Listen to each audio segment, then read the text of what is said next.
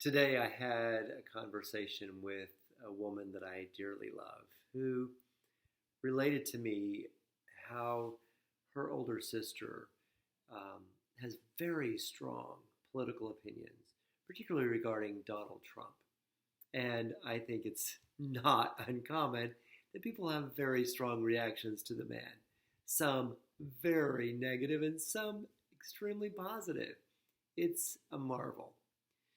But she related to me that her sister was extremely intense and that she felt somewhat bullied by her sister and didn't know how to respond in the face of her sister's extreme position.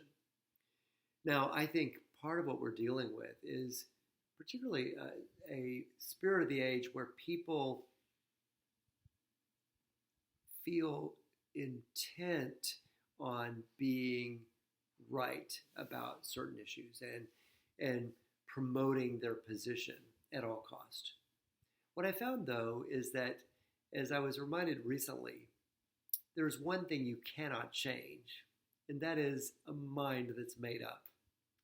What I've learned in recent years is that if someone approaches me to have a conversation about something that they feel intensely about, if it seems to me that their mind has been made up, I will often hear what they have to say and say, sounds like you are a big fan of X, Y, or Z, or you're very much opposed to X, Y, or Z.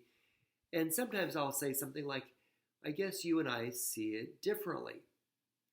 If the person says, well, what do you mean? How do you see it? Then sometimes I'll simply ask the question, will it matter? Because there's a very good chance, if their mind is made up, that they are not going to be receptive to another point of view.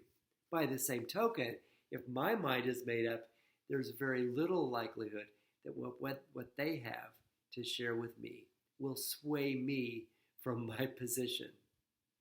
We often have a bias toward hearing things that align with our views and rejecting things that do not. When we come to believe something passionately, then we actually make ourselves relatively impervious to facts that are contrary to our view and make ourselves look for the facts that fortify our position.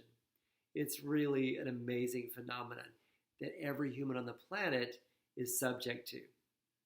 So when you think about someone that you love or someone that you just meet casually that promotes a firm and stalwart position to which they are fully committed, the chances of your swaying them are very limited unless they are put themselves in a position to reconsider.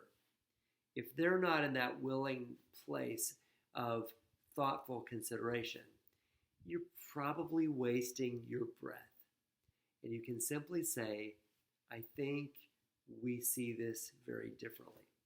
Once again, if they press, you can ask them, will it matter? And if they say something like, well, it might, I'm really interested in what you have to say, then you have an open door to share your perspective as a position that's worthy of consideration.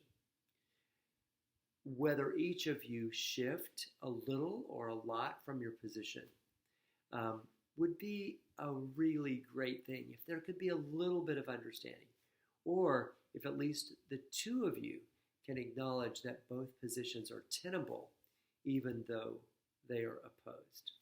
It is tough to hold in mind two opposing views at the same time, but I believe it's something we should practice in order to have reasonable discourse, to be able to talk to other people in a way that allows them the possibility of hearing a different viewpoint from someone who is not committed to being right.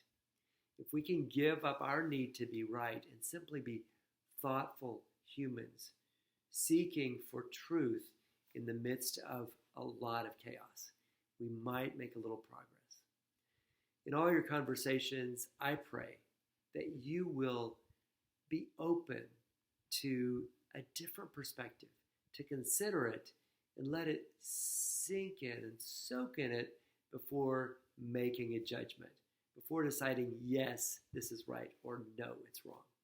It's tough, but it's a skill that we can all learn and grow in. I love you.